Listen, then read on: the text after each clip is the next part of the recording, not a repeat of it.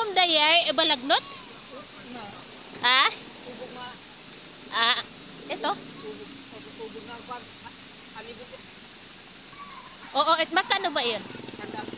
Nakakaintindi ka ba ng Ilocano? Ilocano mo tang isaon? Tagalog lang? Manungay mo daytoy balagnot mo? Ah? Ay sa nga gasot. Anya daytoy kayo nga daytoy ni oh. Ito may paninda silang mga kahoy. Kasto inya ngay mo't usar na daytoy. Ah? Bulo. Ano anong ginagamot ba nito? Ah? Ni agasan na ngay mo't daytoy kayo nga daytoy. Kuma pilay. Anya ti pilat? Ah? Gulo.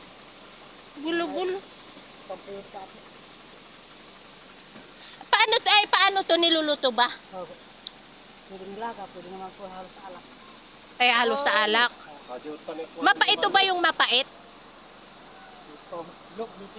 Luplupiit? Ay luplupiit. Magkano ba yung ganito? Sandaan din lang. Ay 100. Tapos ito 100 din. Saan ba ang mas maganda dito? Yung marami kang makukuhang pangulam na lulutuin. Parehas din lang ba? Parehas din. Yun. 100 din yon. Ito 100 din. Sandaan po ito. Saan? Ay ito. Ayun oh, medyo malaki. 150 na po yan, malaki na po yan. Ay 150. Ay ganun. Marami pong laman po yan. Maraming laman. Oo. Maraming laman. Oo nga. Mas maganda nga yung maraming laman. Anong tawag ba ninyo dito sa nito? Ano to? Anibong po ng bundok po. Ay anibong. Kasi sa amin ang tawag sa igorot nito is balagnot. Balagnot ito. Ang tinatanong namin si Kuya kung ano ang pangalan nito kasi sa aming mga igorot balagnot kasi ito. Ayan. Ulup-lupiit. Yan ang ginagamit na.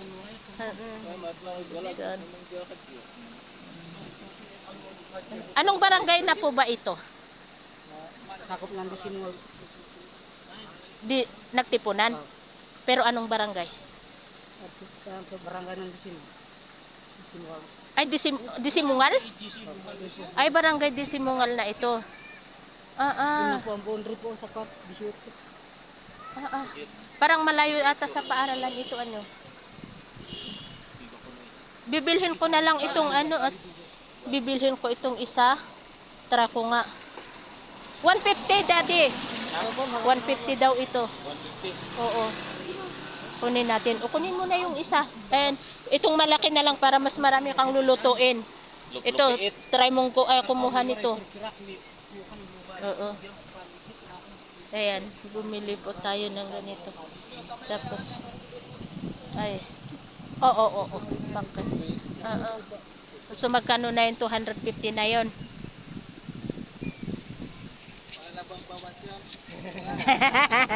Wala nang bawas.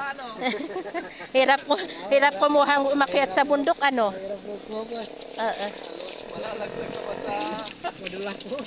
Madulas. So ganito rin ba ang pamumuhay ninyo dito? Yung mga ganun lang kinukuha ninyong ano? Di po. Lang po. Nagbebenta lang namin po rito pero tatanim po kami ng palay. Ay ganun. Yung palay yung tinatanim sa bundok, ganun yung hindi sa may tubig? Hindi po, sa bundok po. Ay wow. Ang ganda naman. 250. So ayan, yung pera natin ay 300 lang siya oh. Dadagdagan ko na lang ng ano, gawin ko na lang 400 ito ano. Ayan ang bahay ng ating mga kapatid na ito sa Quirino oh. Ang liliit. Ang gaganda. Ayan, yung may bahay nito oh. Ilang taon ka na kuya? 25, may asawa ka na rin? Ilang anak ka meron ka? Wala ko yung anak ko. Ay wala. Kaya ganito kaliit ang bahay mo. Wala. Wala kang anak. Ganun ba? Ay sige po. Napadaan lang po kami kasi dito. Galing kami ng Nueva Vizcaya. Pumunta kami ng Dinadjawan. Pabalik ulit kami ng Nueva Vizcaya. Ingat lang po. Sige. Sige. Salamat Ayun.